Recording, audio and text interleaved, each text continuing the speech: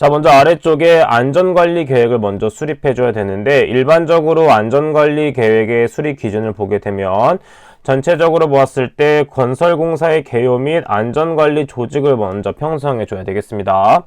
자, 그 다음에 각각의 안전점검 계획과 공사장 주변의 안전관리 대책 등을 세운 뒤에 그 다음에 안전관리비가 어떻게 사용될지 집행계획을 하고, 안전교육에 사용되는 돈과 그 다음에 비상시 긴급 조치 계획에 대해서도 수립을 해줘야 된다 정도만 알고 넘어가 주시면 되겠습니다. 다음 보도록 할게요. 자, 먼저 어떠한 것을 짓기 위해서는 가설공사가 먼저 이루어져야 됩니다. 자, 왜냐하면 허벌판에 짓는 경우가 많기 때문에 그때는 이렇게 컨테이너 같은 곳에 가설 구조물 같은 것을 설치하게 되는 것이죠. 자, 그래서 가설 구조물의 설치 개요 및 시공 상세 도면을 알려줘야 되겠고, 그 다음에 각각의 안전점검 계획표 및 안전점검표를 파악해 주도록 합니다. 자, 그 다음에 건축공사의 기초가 될 수 있는 굴착공사와 발파공사가 진행이 되겠고, 그 다음에 콘크리트 공사, 그 다음에 강구조물 공사, 성토 및 절토 공사 등이 있고, 그 다음에 구조물을 해체할 경우에 해체 공사, 그 다음에 건축물을 쌓았을 경우에 건축 설비 공사 등이 있다 정도만 체크해 주시면 되겠습니다. 다음 보도록 할게요. 자, 이렇게 건설재해를 예방하기 위해서는 사전조사 및 작업계획서를 작성해 줘야 됩니다.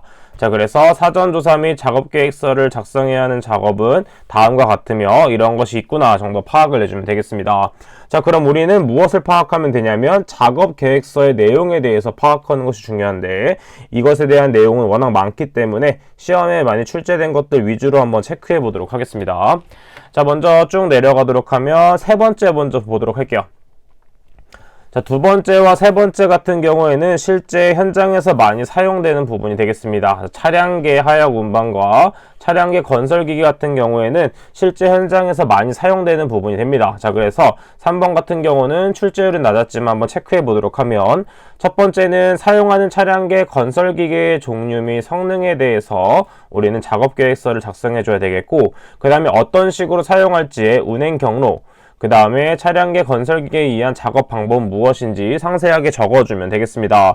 자, 추가적으로 우리는 서류가 필요한데 어떤 서류가 필요하냐면 그 건설기계에 대한 보험 증서, 그 다음에 면허증, 그 다음 일반적으로 이러한 건설기계를 가지고 있는 경우는 사업체로 운영을 하기 때문에 사업자 등록증, 그 다음에 현장에 따라서 추가적인 서류가 필요할 수 있기 때문에 그때는 실무를 직접 하실 때 어떠한 서류가 필요한지 한번 더 생각을 해주시면 되겠습니다. 다음 보도록 할게요. 자, 다음은 쭉 내려가서 터널 굴착 작업에 대해서 보도록 하면 어떤 걸 봐야 된다? 첫 번째, 굴착을 하는 방법. 그 다음에 터널 지보공 및 복공의 시공 방법과 용수의 처리 방법이 있으며, 마지막으로 터널 굴착이기 때문에 안쪽에 환기와 조명 시설을 설치할 때 방법을 알고 있어줘야 되겠죠. 자, 왜냐하면 터널이 굴착될수록 점점 더 공기가 부족할 수가 있고 어두워지기 때문에 환기와 조명 시설이 필요하다라고 생각을 해주시면 되겠습니다. 다음 보도록 할게요. 자, 그 다음에 채석 작업과 건물 등의 해체 작업이 있는데, 채석 작업은 가볍게 그냥 정독을 해주도록 합니다. 가볍게 정독. 그 다음에 건축물 등의 해체 작업을 보게 되면 해체하는 방법을 한번 생각을 해보게 되면 쉽게 접근할 수가 있어요. 당연하게 해체하는 방법과 해체의 순서 도면이 필요하겠고, 그 다음에 해체물의 처분을 해줘야 되겠죠. 그 다음에 해체 작업용 기계 기구 등의 작업 계획서, 그 다음에 해체를 하기 위한 화약류 등의 사용 계획서 등이 필요하다라는 거를 체크하고 암기해 주시면 되겠습니다. 그 다음 아래쪽에 있는 중량물의 취급 작업 부분을 보게 되면 일반적으로 추락, 낙하, 전도, 협착, 붕괴에 대한 예방을 할 수 있는 안전 대책을 세워야 된다. 다시 예방을 할 수 있는 안전 대책을 세워줘야 되겠죠. 자, 뒤쪽은 똑같은 내용이기 때문에 앞쪽에 있는 추락, 낙하, 전도, 협착, 붕괴에 대해서만 암기를 해주시면 되겠습니다. 자, 다음 페이지 보도록 할게요. 자, 다음은 안전관리 고려사항 확인입니다. 자, 첫 번째 설계도서 검토에 대한 것은 이런 것이 있구나 정도 가볍게 읽고 넘어가도록 할게요. 자, 그래서 쭉 넘어가도록 하고, 그 다음에 안전관리 조직에 대해서 보도록 하면 안전총괄 책임자의 직무라는 것이 나오게 됩니다. 자, 우리가 일반적으로 안전관리, 자, 산업안전 기사 같은 것들을 취득하게 되면 우리는 안전관리자로 들어가게 되겠죠. 자, 안전관리자가 총괄을 하는 것이 아니라 그 해당 현장에 안전총괄 책임자가 있게 됩니다. 자, 따라서 안전관리자는 이 안전총괄 책임자를 보좌하는 역할이 되겠죠. 자, 그래서 안전총괄 책임자가 모르는 것에 대해서 지식을 좀 더 공유하거나 어떠한 위험성이 있는지 파악하는 것이 중요합니다. 자, 그래서 어떠한 것들을 체크해 보도록 하면, 자, 일반적으로 안전관리 관계자의 업무 분담과 직무 감독을 알아야 되겠고, 그 다음에 안전관리비의 집행 및 확인, 그 다음에 협의체 운영. 자, 협의체 운영은 서류화하는 것이 중요하기 때문에 반드시 알고 있어야 됩니다. 자, 그 다음에 안전관리에 필요한 시설 및 장비 등의 지원. 자, 일반적으로 보호구 같은 것들을 구비를 해줘야 되겠죠.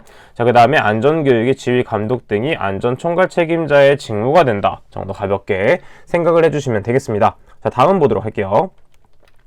자, 쭉 넘어가서 두 번째 챕터 보도록 하겠습니다. 두 번째 챕터 건설공사의 위험성에 대해서 보도록 할게요. 자, 먼저 첫 번째 유해위험 요인 선정에서 토공계획에 대해서 보도록 하겠습니다. 토공계획에서 토공사란 무엇이냐면 건축공사에서 대지를 조성하기 위한 토질 및 지반조사 같은 것들이 해당이 된다라는 것을 볼 수가 있겠고, 이러한 것들은 기후의 영향을 많이 받기 때문에 변수가 많은 형태가 됩니다. 자, 따라서 토공사의 순서를 보도록 하면 먼저 지반이 어떤지 지반 조사를 하게 되고, 그 다음에 흙을 막는 흙막이 공사가 진행이 됩니다. 자, 그래서 흙막이 공사가 진행이 되고, 그 다음에 터파기가 진행이 되는데, 이때 터파기는 무엇이냐면 터는 땅이라고 생각하면 됩니다. 땅, 그라운드를 생각해 주면 되겠죠. 자, 그래서 땅을 파주고 그 다음에 건축공사를 한 다음에 빈 부분을 메워준다라고 생각해주면 되겠습니다.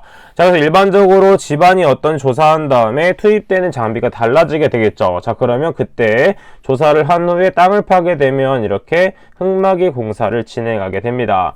자, 흙막이 공사가 진행하게 되는데, 땅을 판 다음에 흙막이 공사, 옆으로 떨어지는 것을 막기 위해서 이 양쪽에 흙이 떨어지는 것을 막는 흙막이 공사가 진행이 됩니다. 자, 그 다음에 땅을 더 판 다음에 건축공사가 진행이 되면 건축물이 이런 식으로 올라간다라고 볼 수 있겠죠. 자, 건축물이 이런 식으로 올라가게 되면 이 사이사이의 빈 공간을 채워줘야 되기 때문에 대매우기, 다짐으로 인해서 이렇게 채워준다라고 생각을 해주면 되겠습니다. 자, 그래서 아래쪽에 있는 집안조사의 방법에 대해서는 가볍게 정독을 하고 넘어가 주도록 하고, 그 다음에 토질 시험 방법에 대해서도 그냥 이런 것이 있구나 정도 체크하고 넘어가 주시면 되겠습니다. 자, 그럼 우리는 어딜 체크한다? 집안의 이상 현상 및 안전 대책에 대해서 보도록 하겠습니다. 자, 크게 두 가지가 있습니다. 뭐가 있냐면 첫 번째는 보일링 현상, 두 번째는 히빙 현상이 있습니다. 자, 영어 단어를 생각해보면 좀 더 접근하기가 쉬운데, 먼저 보일링이란 무엇이다? 보일러를 생각해주면 됩니다. 끌어오른다, 끌어오르는 현상이다 라고 생각해주면 되겠죠.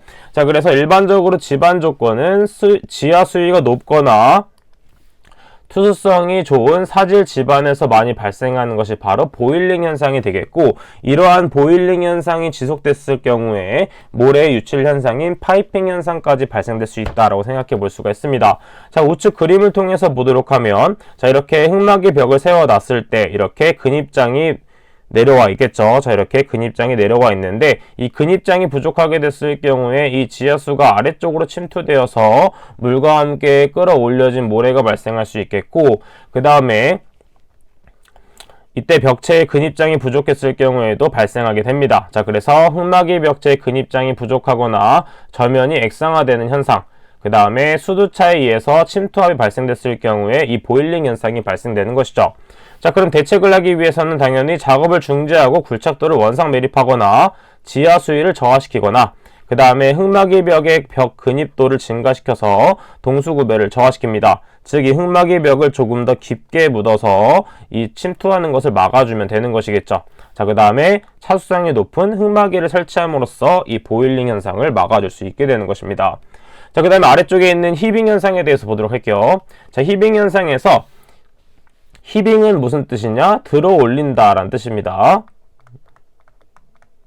자, 그래서 들어 올리는 현상이기 때문에 이 굴착면이 부풀어 오른다라고 생각해주면 되겠죠.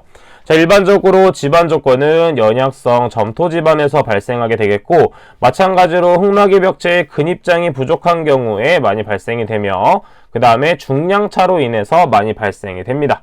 자, 중량차로 인해서 저면의 흙이 부풀어 오른다라고 생각해주면 되고, 그 다음에 이것에 대한 대책은 마찬가지로 굴착 주변의 상재 하중을 제거해주면 되겠죠. 자, 그래서 위쪽에 있는 하중을 좀 제거해주면 되겠습니다. 자, 그 다음에 흑막이벽 근입장을 경질지방까지 좀 연장한다. 자, 어떻게 보면 보일링 현상과 비슷한 대책이 되겠죠. 그 다음에 굴착 지면의 하중을 증가시킨다. 자, 이 부분에 대한 하중을 증가시키는 방법이 있다 정도 파악해주면 되겠습니다. 그 다음 아래쪽에 있는 기타 지반의 이상 현상에서 파이핑 현상을 보게 되면 보일링 현상 시 지반 내에 파이프 모양의 지하 통로가 생겨 흙이 세굴되면서 지반이 파괴되는 현상이다 정도 체크해주면 되겠고, 아래쪽에 있는 현상에 대해서도 가볍게 읽고 넘어가 주시면 되겠습니다. 다음 보도록 할게요. 자, 지반의 안전 대책으로서는 사질토 계량공법과 점성토 계량공법이 있는데 이런 것들이 있구나 정도 눈으로 한번 파악하고 넘어가 주시면 되겠습니다. 자, 다음 보도록 할게요. 자, 우리가 주요 외워야 될 것은 무엇이다? 유해 위험 방지 계획서가 정말 중요합니다. 시험 문제에서 많이 출제되는 부분이기도 하고 반드시 외워줘야 되겠죠. 왜냐하면 실기 시험에도 출제 가능성이 있기 때문입니다. 자, 그래서 아래쪽을 보게 되면 유해위험 방지 계획서 제출 대상 공사는 반드시 외워줘야 되는데 어떤 식으로 외워주냐면 암기법을 한번 활용해 보도록 하겠습니다. 자, 암기법 적어보도록 할게요. 자, 때는 언제다? 10월 며칠? 31일에 무슨 일이 있었냐면 50개를 건축하는 학교를 건축해 버렸습니다. 자, 근데 이 학교에는 2천만 톤을 저수할 수 있어요. 자, 그래서 이런 식으로 세로로 한번 외워보도록 하면 첫 번째 10월에 해당되는 것은 무엇이다? 깊이 10m인 굴착공사.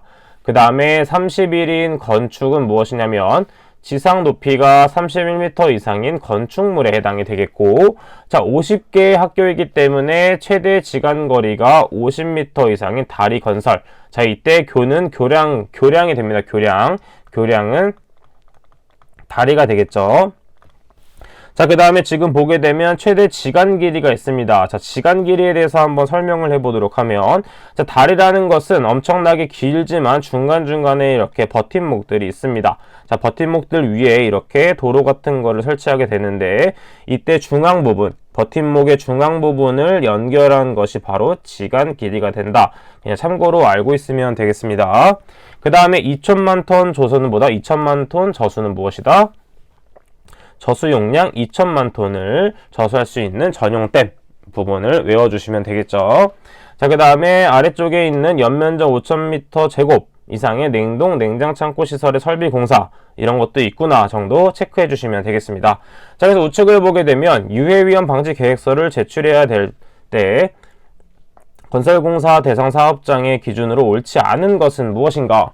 자, 최대 지간 길이 50개의 학교이기 때문에 50m 이상이 되어야 되겠죠. 따라서 정답은 1번이 되겠고, 그 다음 지상 높이가 31m 이상인 건축물 30일 건축이 됐었고, 그 다음에 터널 건설 등의 공사도 같이 외워주고, 그 다음에 10월 깊이 10m 이상인 굴착 공사가 되겠습니다. 자, 같이 외워주면 되겠고, 아래쪽에 있는 유해위험 방지 계획서의 제출 기한 및 첨부 서류를 보도록 하면, 자, 이때는 건축물 기준이 됩니다. 건축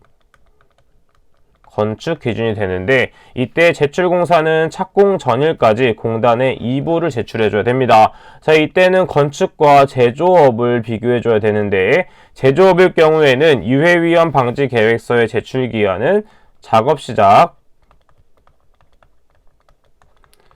15일 전까지 제출을 해주면 되겠습니다. 자, 제조업과 비교해서 많이 출제될 수 있기 때문에 반드시 외워주도록 하고, 그 다음에 공사개요 및 안전보건관리계획, 이 부분도 중요합니다. 자, 그리고 첨부 서류는 크게 보았을 때 공사개요 및 안전보건관리계획과 작업공사 종류별 유해위험 방지 계획이 되겠지만, 아래쪽에 있는 1번에 대한 것의 내용이 출제될 수 있기 때문에 각각의 중요한 부분을 체크하고 외워주도록 하겠습니다. 자, 첫 번째는 공사개요서, 그 다음에 도면이 중요하겠고, 그 다음에 공정표, 그 다음에 안전보건관리비 사용계획, 그 다음에 안전관리 조직표, 그 다음에 재해가 발생했을 경우에 연락 및 대피 방법에 대해서 반드시 외워주면 되겠습니다. 자, 그럼 계속해서 다음 보도록 할게요. 자, 다음은 건설공사 위험 추정 및 결정이 되겠습니다.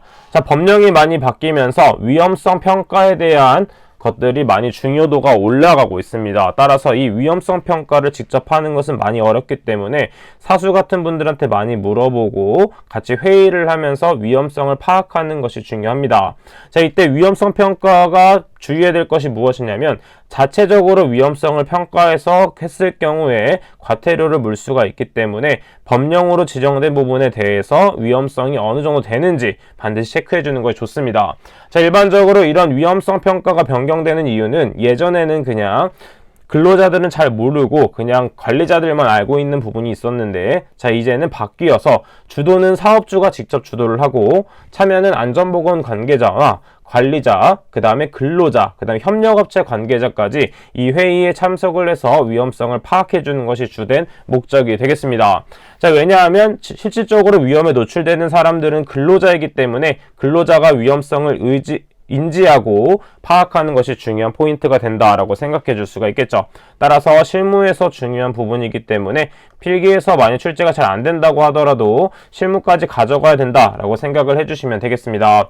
자, 일반적으로 위험성 추정 방법으로는 행렬법, 그 다음에 가산승산법, 분기법 등이 있다라는 거를 생각해주면 되겠고, 이때는 일반적으로 행렬법을 많이 사용하게 됩니다. 자, 그래서 재해의 중대성과 재해의 발생 빈도를 상대적으로 등급화하여 1에서 3등급, 빈도수는 1에서 3회 이렇게 등급을 매기게 됩니다. 자, 그래서 만약에 2등급이고 위험성이, 그 다음 만약에 빈도수가 2다 하면 위험성은 4가 된다라고 파악해 줄 수가 있겠고, 일반적으로 우리는 3에서 4보다 낮추는 것을 계속 생각해 줘야 되고 방법을 찾아내야 됩니다. 자, 왜냐하면 애초에 위험성이 3일 경우에 빈도수가 1이 된다고 하면 최종 위험성은 3이 됩니다. 자, 근데 이때 빈도수와 위험성을 줄일 수는 없기 때문에 이것에 대한 대책 수립을 조금 더 상세하게 해줘야 되겠죠. 자, 해당 내용에 대한 상세한 것은 취직을 하고 실질적으로 실무를 했을 때 파악해 주시는 게 좋습니다. 자, 이렇게 파악해 주시면 되겠고, 그 다음에 세 번째 챕터 보도록 하겠습니다. 자, 건설업 산업안전보건관리비 관리에 대해서 가볍게 보도록 하겠습니다. 자, 해당 부분은 빈도수가 적지만 실제적으로 산업안전보건관리비를 계상하기 위해서는 반드시 알고 있어야 되는 내용이기 때문에 한번 체크해 보도록 할게요. 자, 일반적으로 공사의 종류로는 일반 건설공사 갑과 을이 있고 중건설공사가 있습니다. 그 다음에 철도 또는 궤도 등을 신설하는 공사가 있다 정도 체크해주면 되겠고, 그 다음에 쭉 내려가서 어딜 체크하냐면 안전보건관리비의 계상 방법에 대해서는 알고 있어야 되는데, 자, 일반적으로 안전관리비의 대상액은 어떻게 구한다? 직접 재료비 더하기 간접 재료비 더하기 직접 노무비가 되겠고, 그 다음에 대상이 5억에서 50억일 경우에는 대상액 곱하기 계산 기준표의 비율, 그 다음에 50억,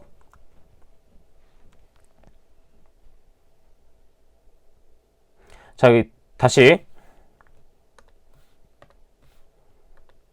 자, 대상액이 5억 미만이거나 50억 이상일 경우에는 안전관리비는 대상액 곱하기 계산기준표의 비율이 되겠고, 그 다음에 5억에서 50억 사이일 경우에는 안전관리비에다가 기초액을 더해준다라고 생각을 해주면 되겠습니다. 자, 해당 부분은 처음 취직했을 때 바로 작성하는 것이 아니라 윗선에서 작성하는 것이기 때문에 나중에 점점 더 직급이 올라가게 되면 직접 해야 되는 부분이 되겠습니다. 자, 그래서 넘어가도록 하고 어디를 체크하냐? 공사 종류 및 규모별 안전보건관리비 계산기준표에서 해당 표가 있는데 이 표를 전부 외우긴 너무 어렵기 때문에 일반 건설공사 갑에 대해서만 외워주도록 할게요. 자, 그래서 5억 원 미만일 경우에는 2.93%, 그 다음에 그 사이일 경우에는 기초액을 포함시켜줘야 되기 때문에 1.86%와 534만 9천 원, 그 다음에 50억 이상일 경우에는 1.97%, 그 다음에 그 이외일 경우에는 2.15%가 된다. 가볍게 체크를 하고 넘어가 주시면 되겠습니다. 그 다음에 아래쪽에 있는 부분을 보게 되면 우리가 발주자가 재료를 제공하거나 이런 내용이 있는데, 자, 이때 무엇이냐면 1.2배를 비교해서 작은 값 이상의 금액으로 계산하게 됩니다. 자, 그래서 먼저 두 가지로 계산을 하게 되는데, 첫 번째는 어떻게 계산한다? 곱하기 요율한 다음에 기초액 하는 경우가 있고, 그 다음에 플러스 기초액을 한 다음에 여기에 곱하기 1.1을 해서 구하는 부분이 있겠습니다. 자, 위에서 1과 2를 구한 다음에 적은 금액을 적용하는 것은 발주자 제공 재료 공사비 포함 시 안전보건관리비가 과다 계상되는 것을 방지하기 위해서 하는 것이다 라는 것 정도 체크해주면 되겠습니다. 자, 계산하는 문제에 대해서는 산업안전 기사에서는 출제율이 있지만 산업안전 산업기사에서는 안 출제된 적이 거의 없기 때문에 이런 것이 있구나 정도 파악해주면 되겠고, 실제 기출문제에 출제되었을 때 어떻게 대입해서 풀 수 있는지 정도만 파악을 해주시면 되겠습니다. 자, 그럼 해당 강의는 여기까지 진행하도록 하고 최종 마무리 한번 보도록 할게요. 자, 오늘 배웠던 내용 중에 중요한 내용 체크해 보도록 하겠습니다. 자, 그럼 보도록 하면, 자, 첫 번째 사전조사 및 작업계획서의 내용 중요하다고 했고, 그 다음에 보일링의 사질 지반의 수두차, 히빙은 점토 지반의 중량차가 됩니다. 자, 보일링은 뭐였죠? 끌어오르는, 히빙은 뭐다? 들어올리는 입니다. 자, 끌어올리는 것이기 때문에 보일링은 수두차, 즉 지하수에 관련된 내용이 되겠고, 히빙은 중량차에 의해서 들어올려진다라고 생각을 해주면 되겠습니다. 자, 그 다음에 유해위험 방지 계획서 제출 대상 공사는 어떻게 되었다? 10월 31일 건축된 50개의 학교에는 2천만 톤 저수가 가능하다. 자, 10월은 따로 묶어주고, 그 다음에 30일 건축된 묶어주고, 50개의 학교 묶어주고, 그 다음에 2천만 톤 저수를 묶어주면 됐었죠. 자, 그 다음 마지막으로 유해위험 방지 계획서의 첨부 서류는 총 두 가지가 있고, 공사개요 및 안전보건관리 계획, 그 다음에 작업공사 종류별 유해위험 방지 계획이 있었으며, 그 다음에 이때 중요한 것은 무엇이다? 이때는 제출기한은 착공 전날, 그 다음에 제조업과 비교하면 어떻게 된다? 작업 시작 전 15일 전이 됩니다. 반드시 제조업과 건축에 대해서 비교해서 알고 있어야 되겠습니다. 자, 그럼 이번 시간은 여기까지 하도록 하겠습니다. 저는 그럼 다음 시간에 찾아뵙도록 할게요. 감사합니다.